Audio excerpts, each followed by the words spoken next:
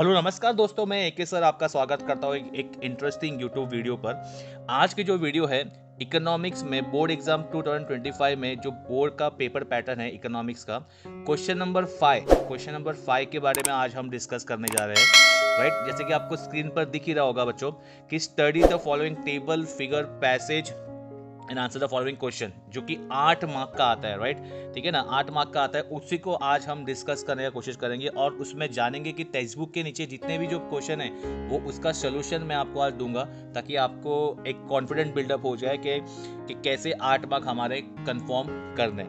Right, तो अभी तक चैनल को आपने सब्सक्राइब नहीं किया तो सब्सक्राइब कर लो, वीडियो को लाइक कर देना और एक कमेंट कर देना। राइट, चलिए शुरू करते हैं। देखिए, जैसे कि आपको स्क्रीन पर दिख रहा है बच्चों कि question number 5 for answer the following table के बारे में फिगर्स पैसेज वगैरह आता है। राइट, ये क्वेश्चन में तो इसमें सबसे पहले देखो यहाँ पे लिखा हुआ है, आपको मैंने पेपर पैटर्न दिया हुआ है। राइट, पेपर पैटर्न में यहाँ पे क्वेश्चन नंबर के बारे में बात करूँ, राइट, तो मैं इसके बारे में बात कर रहा हूँ जो ऑलरेडी आपको पता है। राइट, इसके बारे में बात कर रहा हूँ, जो कि 4 मार्क का एक है, हमको 3 दिया जाएगा, उसमें 2 लिखना है। राइट, 4 मार्क का एक है और हमको 3 दिया जाएगा, 2 लिखना। आपको क्लियर यहाँ पे दिख रहा है, और जो कि है 8 मार्क का। ऑप्शन की बात करूँ तो 12 मार्क का बन जाएगा। राइट, तो 8 मार्क कैसे हमको जो है पूरा जो है लेना है, कैसे भी करके लेना, बहुत ही ईजी है और बहुत ही इंपॉर्टेंट भी है। राइट, अगर आप ओवरऑल की बात करें, हमको कैसे भी, हमारा टारगेट 95 प्लस का है, तो हमको कैसे भी करके इसको स्कोर करना है। तो लेट्स स्टार्ट।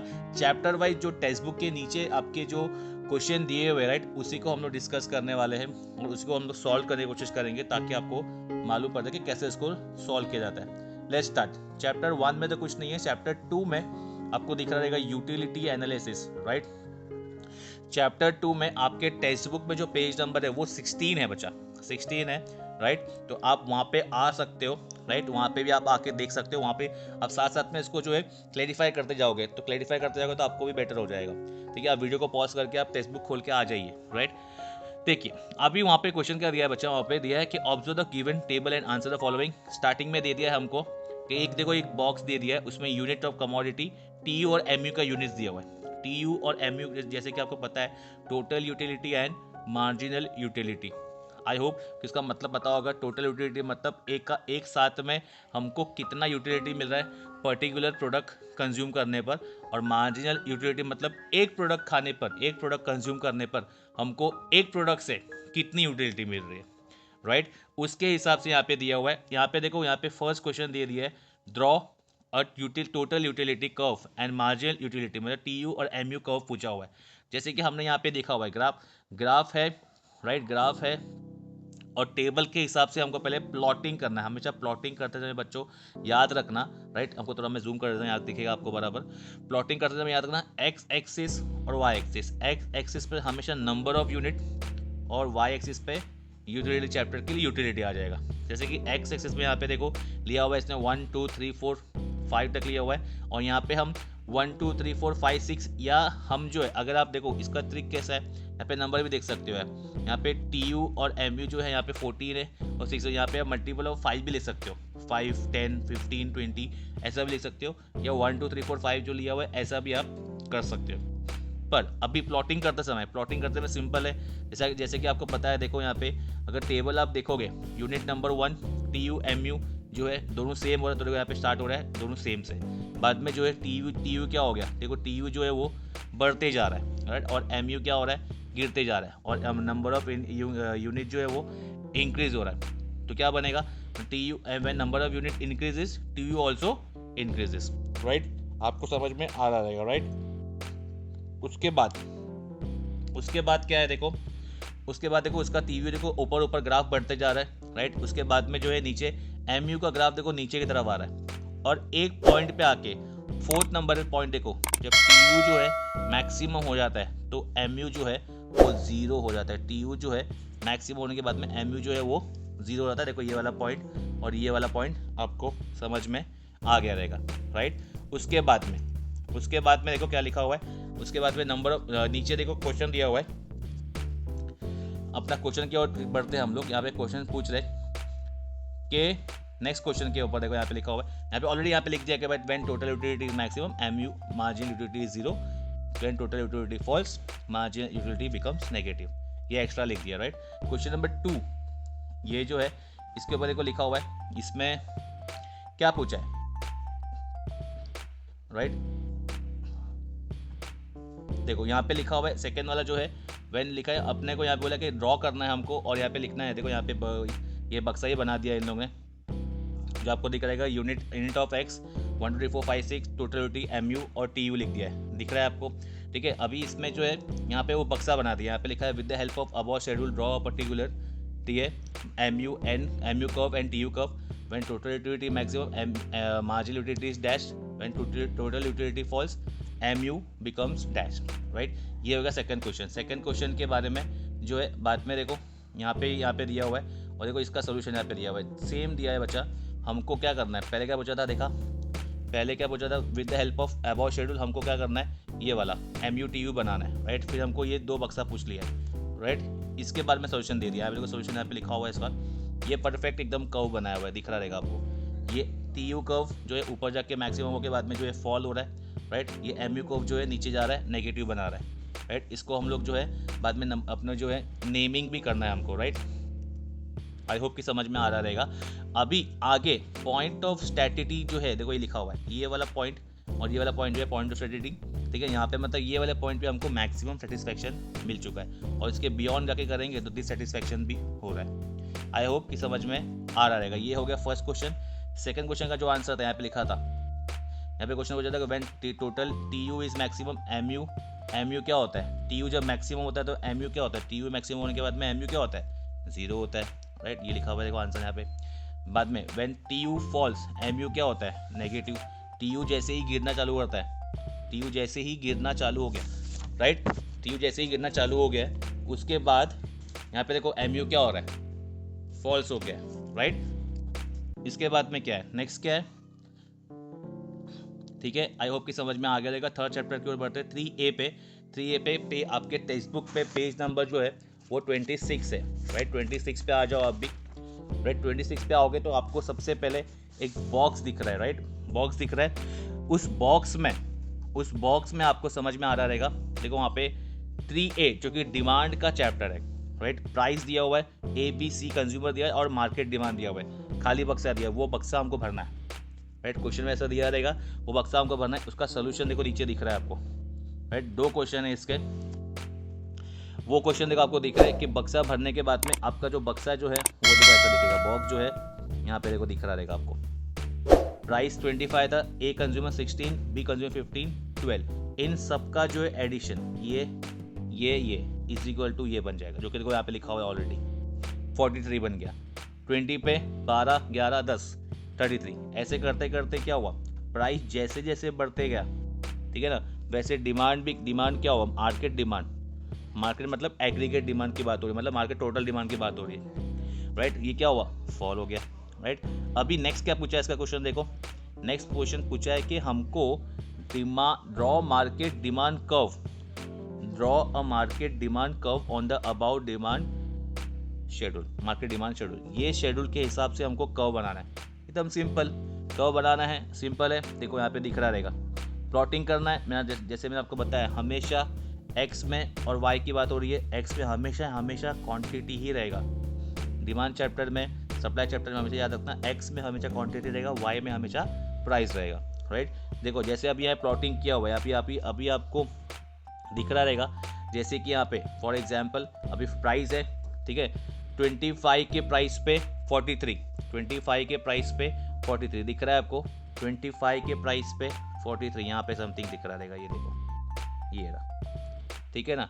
वैसे क्या हुआ, प्राइस गिर गया 30 के प्राइस पे क्या था 33, 30 के प्राइस पे 33, ये देखा अप्रोक्स, ये वाला पॉइंट दिख रहा रहेगा आपको, ये वाला पॉइंट। इसमें थोड़ा लाइन स्ट्रेट नहीं बन पा रहा है, पर आप एक बार देख लो, राइट। बाद में 35 के पॉइंट पे कितना था 27। सर आप कौन सा पॉइंट देख रहे हो, मैं ये वाला देख रहा हूँ और ये वाला देख रहा हूँ बच्चा, ये फर्स्ट प्राइस का कॉलम और लास्ट का कॉलम देख रहा हूँ, राइट। 35 और 27 ये वाला पॉइंट बन गया, राइट। देन बाद में 40 और 18 बन गया, 40 और 18 दिख रहा रहेगा आपको, 40 और 18 दिख रहा रहेगा, ये 40 और ये 18, यहाँ पे समथिंग बीच में समथिंग आ रहा है, तो ऐसा करके क्या किया सर हमने डाउनवर्ड स्लोपिंग बना दिया। क्या हुआ, MU कर्व जो है मुझे डाउनवर्ड मार्केट डिमांड कर्व बना दिया, जो कि हमेशा नीचे जाता है। आपको पता है कि demand curve always slope downward from left to right. तो ऐसा आपको जो है कर्व बना देना एग्जाम में भी, राइट। तो ये 2 क्वेश्चन हो गए, इसका एक का 2 पॉइंट हो गए। अभी सेकेंड जो मेन क्वेश्चन है, राइट, उस पर आ जाते हैं हम लोग, राइट। इसका जो इसमें क्या दिया हुआ है, देखो यहाँ पे एक डायग्राम दिया हुआ है। अभी इसको बराबर समझना बच्चा, ऑलरेडी डायग्राम दिया हुआ है इसमें। आओ उसको फिर हमको कैसे करना है वो भी देखो। देखो डायग्राम में कैसे दिया है, अभी इसमें क्या बोल रहा हूँ मैं, बराबर समझना। अभी इसमें देखो प्राइस दिया हुआ है और डिमांड जो है D1 D2 भी दिया हुआ है, मतलब डिमांड बढ़ भी रहा है और पीछे की तरफ शिफ्ट भी हुआ है। मैंने शिफ्ट वर्ड यूज किया बच्चा, ठीक है ना। आपको याद होगा कि वो एक डिमांड का जो अपना ये था क्वेश्चन है, उसमें जो है अपने को इसमें क्या करना, इसमें क्या कॉन्सेप्ट बता रहा है कि इसमें प्राइस जो है वो कांस्टेंट रहने वाला है, वो कांस्टेंट है, राइट। यहाँ पे क्या है, अदर फैक्टर की वजह से, अदर फैक्टर क्या हो रहा है, वो चेंज हो रहा है, ठीक है ना, वो चेंज हो रहा है। तो इसके लिए हमारा डिमांड क्या है, डिमांड क्या हो रहा है, वो भी चेंज हो रहा है। आई होप कि समझ में आ रहा है। मतलब क्या, प्राइस कांस्टेंट है, अदर फैक्टर के चेंज होने की वजह से डिमांड में इफेक्ट आ रहा है। प्राइस देखो यहाँ पे P देखो कांस्टेंट है, ये पहले वाले प्राइस पे इतनी क्वांटिटी डिमांडेड थी, पहले ग्राफ समझो, राइट। प्राइस सेम था, अदर फैक्टर चेंज हो गया। अदर फैक्टर मतलब सर क्या, अदर फैक्टर मतलब आपका income, like, taste, dislike, preference, ठीक है ना। सपोज कि इनकम, मेरी इनकम, सपोज आज मैं जो प्राइस पे जो मेरी इनकम है, ठीक है ना, इनकम पे इतने प्राइस पे मैं इतना क्वांटिटी लेता था, मेरी इनकम फॉर एग्जांपल कल को उठ के बढ़ गई, राइट। चीज़ों का प्राइस तो वही है, तो क्वांटिटी मैंने क्या कर दी, बढ़ा दी, राइट। कल को उठ के मेरी प्राइस जो है गिर गई, से फॉर एग्जांपल 1 लाख जो पर मंथ मैं कमा रहा हूँ, राइट। और पर अगर जो है मेरी सैलरी जो है 1 से 3 लाख रुपीज़ हो गई, तो मेरी जो है वो क्वांटिटी क्या हो जाएगा, मैं क्वांटिटी इंक्रीज कर दूंगा, प्राइस का मुझे कुछ फ़र्क नहीं पड़ने वाला। अगर 1 लाख से मेरी सैलरी जो बेसिक सैलरी थी वो गिर के 50,000 हो गई, तो जो मैं डिमांड कर भी रहा था, नॉर्मल जो डिमांड कर रहा था उससे भी मैं कम डिमांड करूंगा, तो इसके लिए क्या हो गया, पीछे आ गया। समझ में, ये सब कुछ आपको एक बार हटाया तो आपको समझ में आएगा प्रॉपर्ली। आपको अभी समझ में आ रहा होगा कि भाई डिमांड जब अपना जो है प्राइस, अदर फैक्टर चेंज होने की वजह से क्या हो रहा है, डिमांड बढ़ रहा है। तो अपना ये वाला कर्व बन गया, दिख रहा रहेगा आपको, इसलिए D1 दिया हुआ है, राइट। ये अपना ओरिजिनल डिमांड कर्व है। बाद में प्राइस कांस्टेंट है, ठीक है, अदर फैक्टर की वजह से अपना क्या हो रहा है, डिमांड गिर रहा है, D2। अब इसका क्वेश्चन क्या है और समझते हैं इसका क्वेश्चन। अगर डायग्राम समझ में आ गया रहेगा। क्वेश्चन क्या है बच्चा, rightward shift in demand curve dash. Rightward shift in demand curve क्या हो रहा है, वो इंडिकेट क्या कर रहा है, राइटवर्ड शिफ्ट हो रहा है तो क्या, ऑब्वियसली को आंसर क्या लिखा हुआ है, इंक्रीज इन डिमांड, डिमांड बढ़ रहा है ना। राइटवर्ड शिफ्ट मतलब क्या हो रहा है, शिफ्ट किस में आ रहा है, डिमांड में आ रहा है, तो डिमांड क्या हो रहा है, डिमांड इंक्रीज हो रहा है, right. Leftward shift in demand क्या हो रहा है, ऑब्वियसली इसका opposite, decrease in demand. Then third वाला पॉइंट, ये वाला हो गया, ये वाला हो गया, थर्ड वाला, price remains what, price remains obviously constant भी लिख सकते हो, सेम भी लिख सकते हो, यहाँ पे लिखा हुआ है सेम। देन लास्ट लिखा हुआ है increase and decrease in demand comes under change in demand, ठीक है ना। इंक्रीज का और डिक्रीज का जो मैं आपको अभी बताया कॉन्सेप्ट, ये चेंज इन डिमांड के क्वेश्चन में आता है। आप पेज टेक्स्ट बुक के भी देख सकते हो, पेज नंबर पे जाके, राइट, आपको समझ में आ गया रहेगा। ये हो गया अपना 3A का क्वेश्चन, राइट। 3B पे आते हम, राइट। 3A का और एक थर्ड क्वेश्चन भी है, और समझ लेते बचाओ ये भी। देखो यहाँ पे कैसा लिखा हुआ है, हम लोग ने अभी इंक्रीज एंड डिक्रीज डिमांड देखा, अभी एक्सपांशन एंड कॉन्ट्रैक्शन डिमांड देखना है।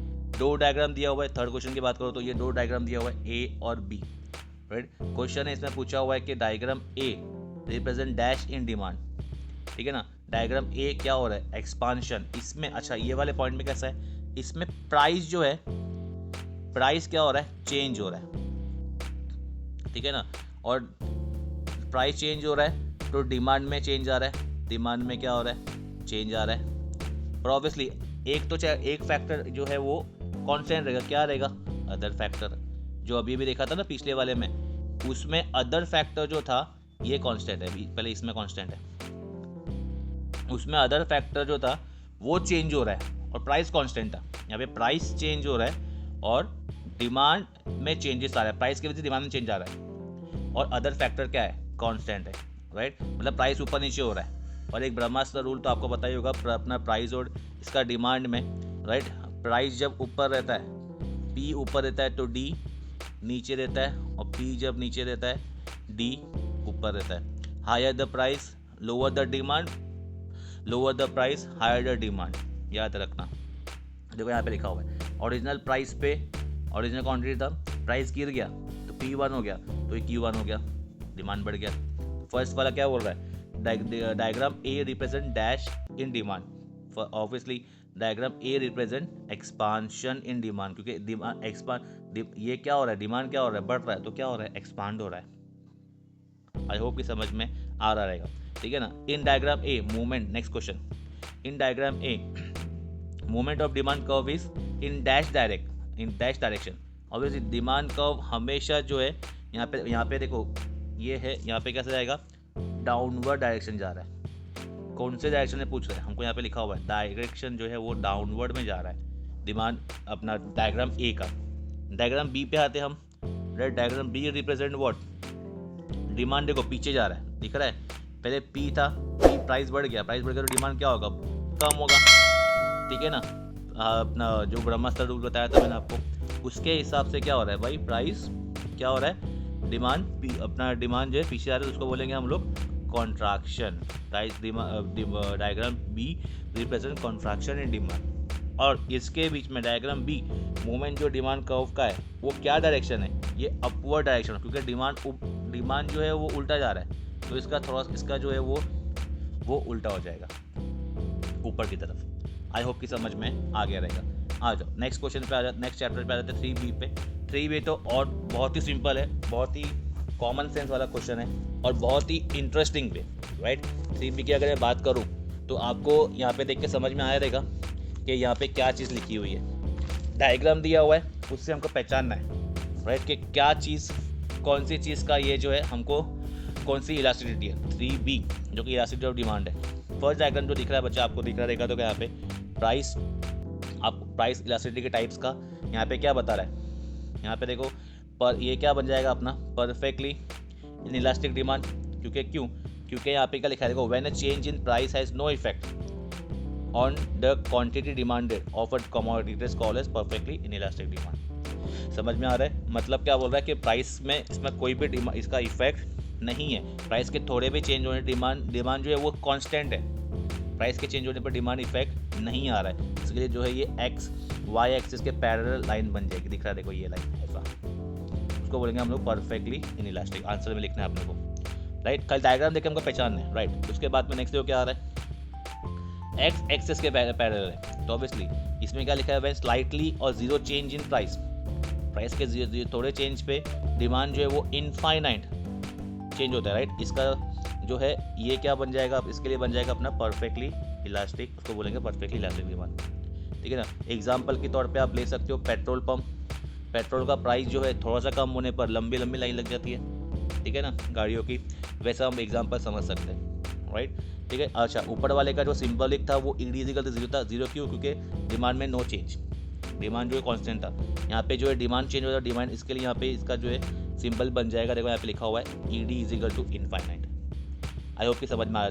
तीसरे डायग्राम पे आते हैं हम लोग, ठीक है ना। यहाँ पे देखो कॉमन, इसमें इक्वल हो रहा है, प्राइस के इक्वल गिरने पर क्वांटिटी डिमांड भी क्या हो रहा है, इक्वली आगे बढ़ रहा है, तो 50-50, तो इसलिए जब भी 50-50 कॉन्सेप्ट रहेगा तो वो क्या बन जाएगा बच्चा, यूनिट फ्री इलास्टिक। इसका सिंबल है ED is equal to 1, right.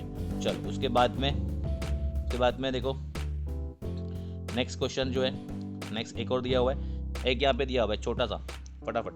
Price के थोड़े गिरने पर डिमांड में ज़्यादा फर्क आ रहा है। सपोज कि प्राइस जो है 20% फॉल हो रहा है, प्राइस जो है 20% फॉल हो रहा है और डिमांड जो है 50% बढ़ रहा है, डिमांड जो है 50% बढ़ रहा है, तो उसको बोलेंगे हम लोग रिलेटिवली इलास्टिक डिमांड। इलास्टिक का मतलब होता है चेंज, राइट, उसको बोलेंगे हम लोग relatively elastic demand. Right. Example ले लो कि भाई जब फेस्टिव सीज़न होता है, फेस्टिवल के टाइम पे सब मॉल्स में या कोई भी ग्रोसरी स्टोर वगैरह में कैसा होता है कि भाई थोड़ा सस्ते में सस्ते में जब चीज़ें मिलती है तो वहाँ पे सब हमारी डिमांड क्या हो जाती है, हम ज़्यादा चीज़ें खरीद लेते हैं, right. For example DMart, right. चलो उसके बाद में ये हाई ऑफ समझ में आ गया रहेगा। नेक्स्ट क्वेश्चन पे आते हैं हम। देखो यहाँ पे क्या दिया हुआ है, ओके यहाँ पे भी यहाँ पे क्वेश्चन देख लो, आइडेंटिफाई देखो दिया हुआ है इलास्टिसिटी डिमांड का। यहाँ पे हमको पहचानना है, अगेन पहचानना है, वही इमेज देख के हमको पहचानना है। तो यहाँ पे डायरेक्टली लिख दिया है ये वाला इमेज क्या है, ये बाद में अपना ऑलरेडी देखा अभी परफेक्टली इन इलास्टिक हो गया। देन बाद में ये लिखा हुआ है, नेक्स्ट लिखा हुआ है कि परफेक्टली क्या है, परफेक्टली इलास्टिक हो, जो अभी देखा हमने, ठीक है। रिलेटिवली इन इलास्टिक, ठीक है, और रिलेटिवली इलास्टिक जो अभी देखा हमने 20-50 का, और ये 50-20 का, मतलब 50% प्राइस के गिरने पर 20% जो है, 50% प्राइस के गिरने पर 20% जो है डिमांड फॉल हो रहा है। For example luxurious product, price के ज़्यादा गिरने पर लोगों में इतना कोई डिमांड में इफेक्ट नहीं आता। जिनको लोग खरीदना है वही लोग वो लग्जरियस प्रोडक्ट वगैरह खरीदते हैं, गोल्ड या डायमंड वगैरह की बात कर रहा हूँ मैं, राइट। आई होप कि समझ में आ गया रहेगा। चलो आ जाओ। ओके अभी देखो एक और क्वेश्चन यहाँ पे दिया है बच्चा, यहाँ पे नेक्स्ट क्वेश्चन यहाँ पे दिया हुआ है ज्योमेट्रिक बीन का दिया हुआ है, दिख रहा रहेगा आपको। यहाँ पे देखो ये क्वेश्चन में आपको दिया है, देखो इन द फॉलोइंग डायग्राम जो दिया है at a linear demand curve लिखा है ऑन द बेसिस ऑफ, यहाँ पे देखो एक लीनियर एरिया आपको याद है, ये चैप्टर में आपको याद होगा कि यहाँ पे डिवाइड करना है हमको, एक फॉर्मूला है lower segment upon upper segment, right.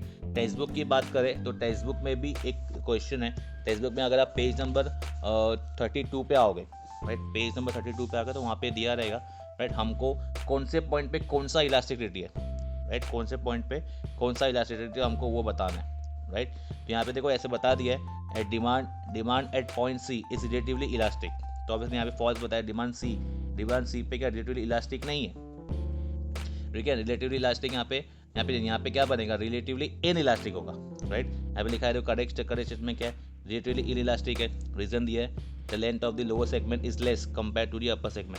अगर आपको टेक्स्ट बुक का समझ में नहीं आ रहा है, टेक्स्ट बुक का देखो वहाँ पे दिया हुआ है, पॉइंट को इमेजिन किया कि वो 8 सेंटीमीटर का है और हर एक जो सेक्शन है वो 2-2 सेंटीमीटर का दिख रहा रहेगा, ऐसा करके, ठीक है ना। और हम जो है हम नापते कि ये पॉइंट की अगर बात करें तो lower segment plus upper segment, मतलब फॉर एग्जांपल अगर हम ये डी की बात करें तो D point D E upon D A, right, D A. तो इसमें हमको क्या हो जाएगा, डी ई कितना हो गया 4, 2 + 2 4 अपॉन 4 क्या हो गया अपना 1, तो 1 क्या आ जाएगा, तो यहाँ पे डी, यहाँ पे ई डी इजिकल टू क्या आ जाएगा, ई डी इजिकल टू 1 आ जाएगा। आई होप कि समझ में आ रहा है। तो ये क्या बन जाएगा, यूनिटरी इलास्टिक। वैसे करके हमको आगे का भी सॉल्व करना है और पीछे का भी सॉल्व करना है, दिख रहा रहेगा आपको। जैसे अभी हमको बी वाला पॉइंट लेना है, बी वाले पॉइंट में बी ई लेना है, राइट, बी और ई लेना है, तो बी ई कितना हो गया 1, 2 + 2 4, 4 + 2 6, 6 अपॉन 2, ठीक है ना। तो क्या आ जाएगा 3, राइट। तो क्या हो जाएगा, E D is greater than 1, E D is greater than 1 होएगा तो अपने क्या बन जाएगा, हाँ क्या बन जाएगा अपना रिलेटिवली इलास्टिक डिमांड, राइट। वैसे ही हमको ए पे लेना है, वैसे ही हमको सी पे लेना है, राइट। आई होप कि समझ में आ रहा रहेगा, ये एक बार आप इसको गो थ्रू आप कर सकते हो।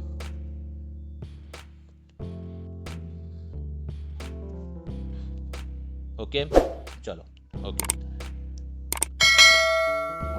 बच्चा आज जो है हम लोग ने ये 3B तक कंप्लीट किया है, राइट। आगे के लिए हम जो नेक्स्ट वीक जब वापस हम लोग मैं एक और वीडियो अपलोड करूँगा, पार्ट में वीडियो बना देते क्योंकि बिकॉज ज़्यादा लंबी हो जाएगी वीडियो। अगर पार्ट में बनाओगे, ये पार्ट 1 है, पार्ट 2 आपके लिए आ जाएगा ताकि उसका कंटिन्यूएशन अपन कर सकते हैं, ताकि वो भी आप उसको देख के आप कर सकते हो। बाकी के जो चैप्टर्स है उसमें आप कवर कर लेंगे हम लोग। तो आई होप कि आपको समझ में आएगा बच्चों वीडियो, मतलब आपको यहाँ तक वीडियो पसंद आए तो प्लीज़ इसको लाइक कीजिए, कमेंट कीजिए, और अगर अभी तक चैनल को सब्सक्राइब नहीं किया सब्सक्राइब कर लीजिए, ठीक है। मिलते हैं हम अभी अपनी ऐसी अच्छी किसी वीडियो में। Till then bye bye, take care, Jai Hind.